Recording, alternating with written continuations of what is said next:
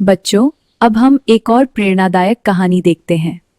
एक गांव में 4 सगे भाई रहते थे। राजन, मोहन, सोहन और करण। वे मिलजुल कर खेती करते और हमेशा साथ थे।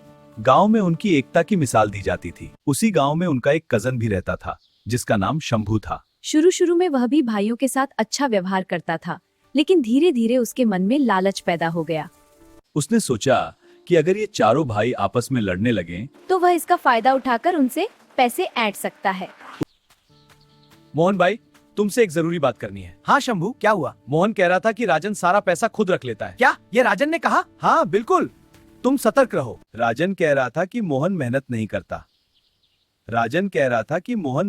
करता। मोहन, तुम सच में आलसी हो क्या? नहीं भाई, ये झूठ है।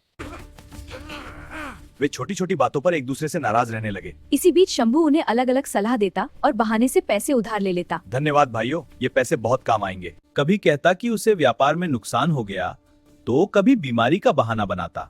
भाइयों को लगता कि वह अपना ही है, इसलिए वे बिना सोचे समझे उसे पैसे दे देते। समय बीतता गया और भाइयों का रिश्ता कमजोर होता गया। लेकिन एक दिन करण को कुछ अजीब लगा।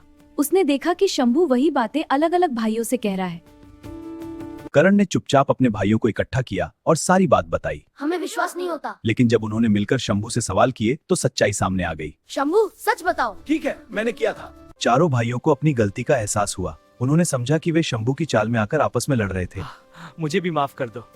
उन्होंने एक दूसरे से माफी मांगी और फिर से एकजुट हो गए। शंभू की चालाकी पकड़ी गई और गांव में उसकी बदनामी हो गई।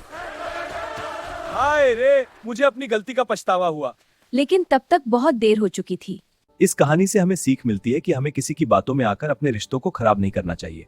सच्चाई और आपसी विश्वास ही रिश्तों की असली ताकत होती है। रिश्तों में सच्चाई और विश्वास सबसे जरूरी है। अगर आपको यह वीडियो पसंद आई है तो इसे लाइक करें, शेयर करें और चैनल को सब्सक्राइब करें। हमारे साथ जुड़ने के लिए धन्यवाद और इस यात्रा को हमारे साथ जारी रखें।